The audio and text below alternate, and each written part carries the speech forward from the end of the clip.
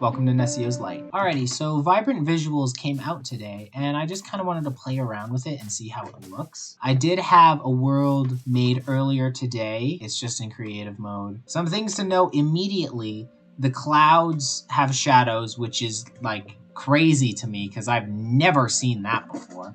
But, you know, I only ever play Minecraft, so I really, really like the pixelated shadows. I absolutely adore that. It's so on brand, and it makes so much sense for this world.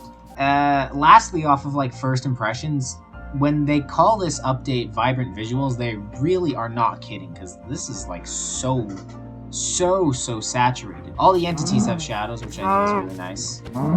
Wait, that's crazy. Do all the entities have directional shadows? It looks like it. That's really impressive. All of the blocks have some shadows. Yeah, you can see right there. Interesting. Oh, the grass has directional shadows. That's nice.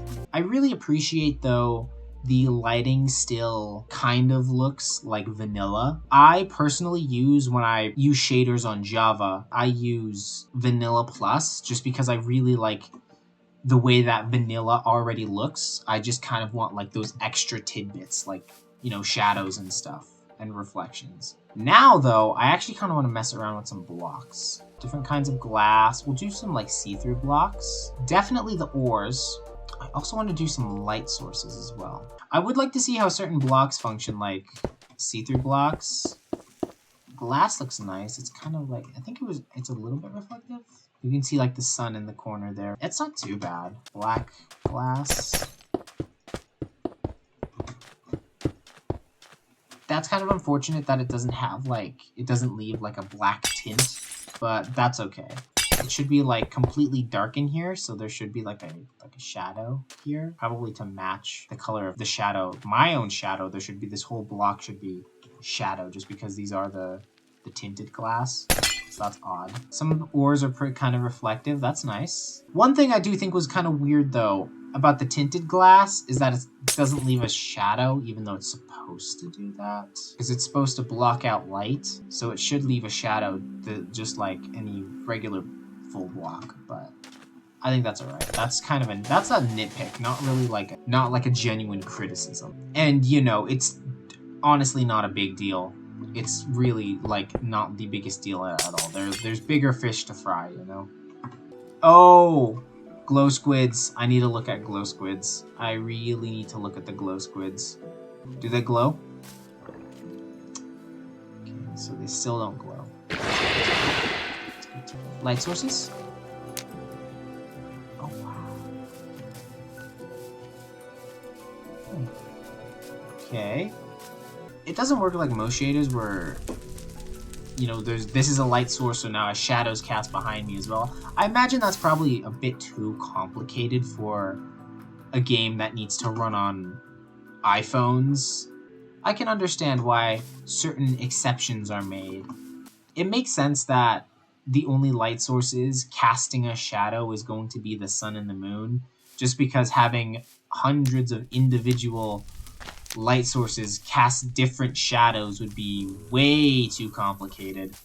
Especially for a game that's supposed to run on mobile devices, and a game that's supposed to run on the Nintendo Switch. Before I stop, I'm going to mess around with the graphics settings, because I do have a couple of options here, and I'm not really sure what each of them does. Like, what does TAAU do? I have not the slightest clue. Clouds Ultra? What does Ultra Clouds do? Not entirely sure what that does. I would like to mention, I was playing around with this earlier, actually. Oh my god, I ruined it. Oh my god, I ruined it. I ruined it. I shouldn't have played with the brightness. I ruined it. This looks grim.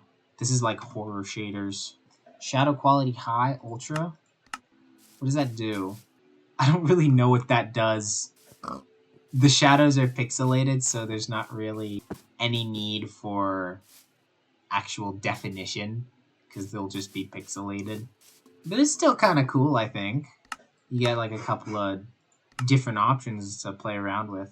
Favorite performance? Okay, The performance option's a bit funky, where it's like, oh, and it's really choppy. It's really, really choppy too. All right, so here's my synopsis of the different options for the vibrant visuals. The shadow quality makes it so that the shadows are a bit more smooth and a bit less blocky. I don't know what the clouds does. I don't know what the fog does. I don't know what the reflections does. I actually don't know what any of this does. I just think it's nice to have the option. And that is my synopsis for the vibrant visuals options. Alright, that's my quick look at vibrant visuals. I think it looks beautiful as a shader. I really like the pixelated shadows. I really like that you had a couple of options to play with. However, the lighting works is a bit weird. I'm not sure why. These blocks look kind of like gray when the light isn't cast on them. It makes all of the blocks seem like they're made out of plastic, if that makes sense. Like they're not different materials. I think maybe adding normal maps to some of the textures, or at least changing the way the light just interacts with some of these blocks. That sounds like a lot, actually. That is way too much to be asking. That's alright. You know, we can live without them. We'll be fine. It's not the end of the world. Anyways, thank you for watching. I'll see you later. Bye bye!